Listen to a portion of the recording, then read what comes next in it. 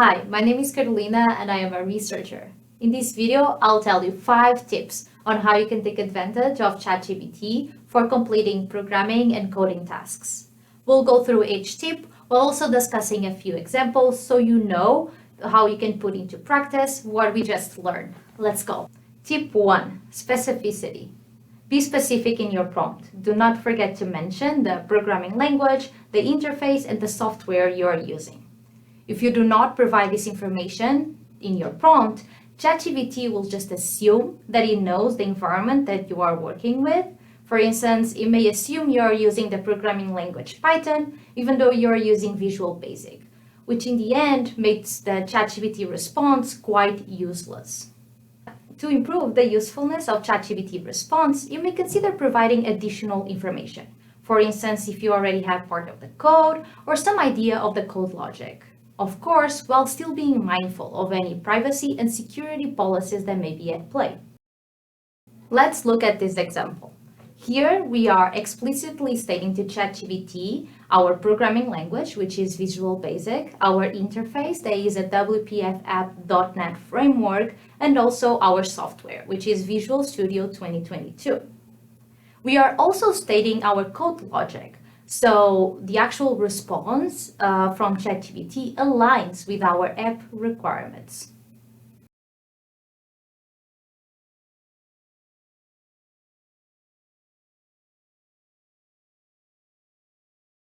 Tip 2.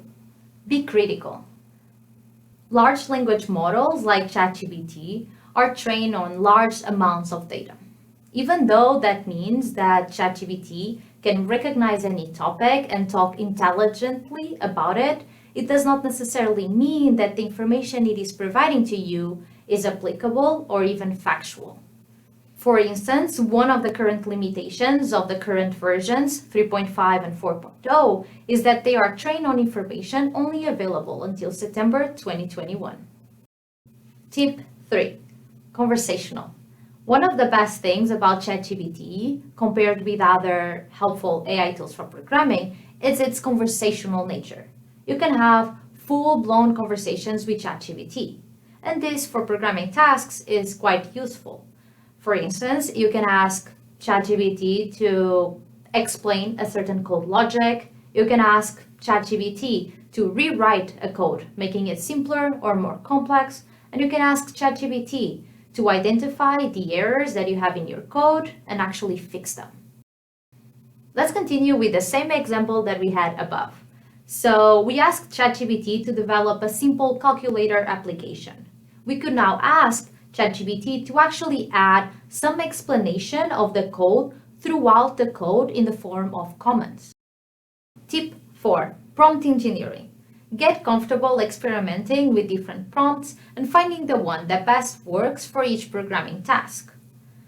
Researchers and practitioners have already explored different strategies and approaches to how to converse with ChatGPT, and 2 strategies stand out. The first strategy is storytelling.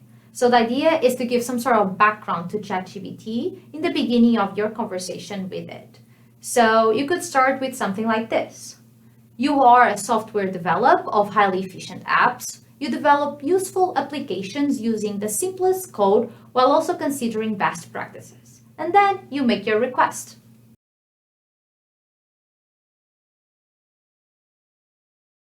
The second strategy, I call it Q&A. The idea is to start your conversation with ChatGPT with something like this. You will ask me 5 questions to make sure you have the necessary information for your next app development. First, what is the environment the application should be developed in? Second, what specifically should the application do? Third, what specifically is the code logic and the app requirements? Fourth, has anyone already partially developed some of the code?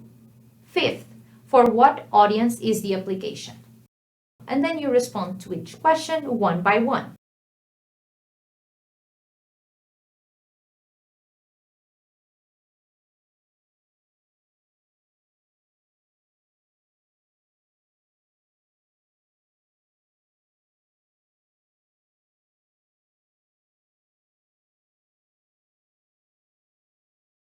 Tip 5, learning curve.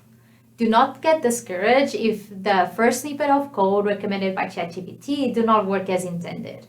Sometimes it will take a few tries before you achieve the code that you were looking for.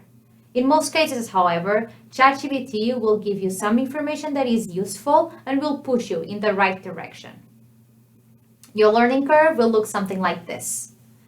At the beginning, you'll be thrilled that you have at hand such a helpful tool. Then you might start utilizing it for too many tasks, and eventually you'll realize you might be over-relying and over-utilizing this tool. Then eventually you will actually reach a state where you know for which tasks you should be using ChatGPT, and you will also know which prompts are the most helpful. Utilizing AI tools is a learning process, and each person must undergo its own personal adaptation when employing them. Start your learning journey today, and like and subscribe for more videos like this.